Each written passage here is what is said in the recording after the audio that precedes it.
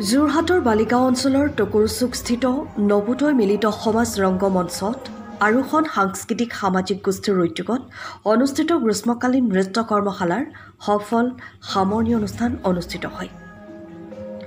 এই অনুষ্ঠানটিত পুৱা ভাগতে শিশুসকলৰ মাজত এক ৰঙীন পৰিৱেশৰ মাজত চিত্ৰাংকন প্ৰতিযোগিতা অনুষ্ঠিত কৰা হয়। প্ৰতিযোগিতাৰ পাছতেই আৰম্ভ হয় মূল সাংস্কৃতিক অনুষ্ঠান।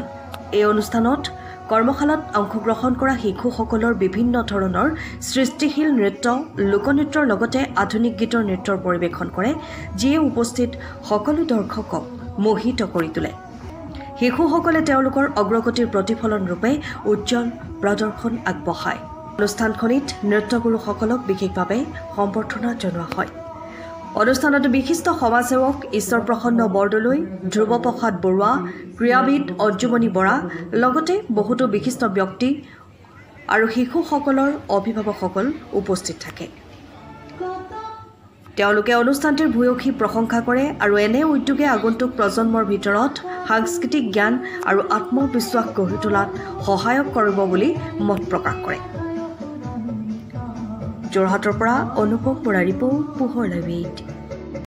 বালিগাঁৱৰ এটা অন্যতম সাংস্কৃতিক গোষ্ঠী আৰোহণ সাংস্কৃতিক গোষ্ঠীৰ অন্তৰ্গত তেওঁলোকে গ্ৰীষ্মকালীন কৰ্মশালা আয়োজন কৰিছিলে। আজি সামৰণি অনুষ্ঠান আৰু সেই সামৰণি অনুষ্ঠানত আমন্ত্ৰণক্ৰমে উপস্থিত আছোঁ আৰু উপস্থিত হোৱাৰ বাবে অত্যন্ত আনন্দিত হৈছোঁ।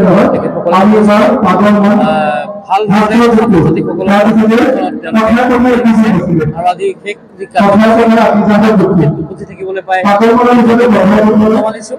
সাংস্কৃতিক গোষ্ঠীৰ মঞ্জু বৰুৱা ডাঙৰীয়ানীৰ নেতৃত্বত যি অনুষ্ঠান, সেই অনুষ্ঠানভাগিয়ে যোৰহাটৰ সাংস্কৃতিক সমাজখন যোগাবলৈ তেখেতসকলে অনাগত দিনবিলাকতো এনেধৰণে সাংস্কৃতিক দিশটোক আগবঢ়াই নিবৰ কাৰণে চেষ্টা কৰিব। এই ক্ষেত্ৰত আমাৰ সদায় সহায় সহযোগিতা পৰামৰ্শ থাকিব, এই কথা মই আপোনালোকৰ আগত ব্যক্ত কৰিছোঁ আৰু তেখেতসকলৰ অনুষ্ঠানটিৰ উত্তৰ কামনা কৰিছোঁ। আপোনালোকৰ চেনেলৰ যোগেদি ধন্যবাদ জনাইছোঁ।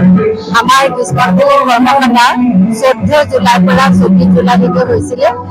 মোৰ নিজৰ ঘৰতে হৈছিলে আৰু আজি সামৰণি অনুষ্ঠানত প্ৰায় 60জন ছাত্ৰ ছাত্ৰীয়ে অংশগ্ৰহণ কৰিছে।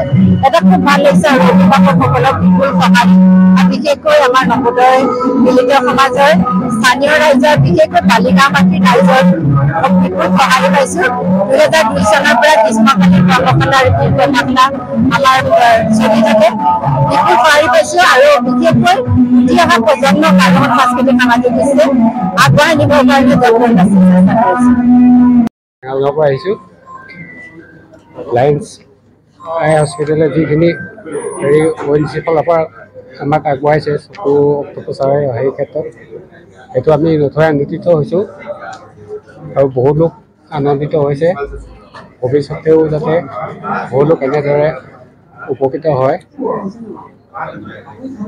আপোনালোকক বিনামূলীয়াকৈ আগবঢ়াইছে চিকিৎসা? বিনামূলীয়া হয়, বিনামূলীয়াকৈ আগবঢ়াইছে। থকা খোৱা সকলো সুবিধা দিছে, গাড়ী অনা নিয়া সকলো সুবিধা দিছে, চশমা পৰ্যন্ত দিছে, মানে সম্পূৰ্ণ বিনামূলীয়া। সম্পূৰ্ণ বিনামূলীয়া।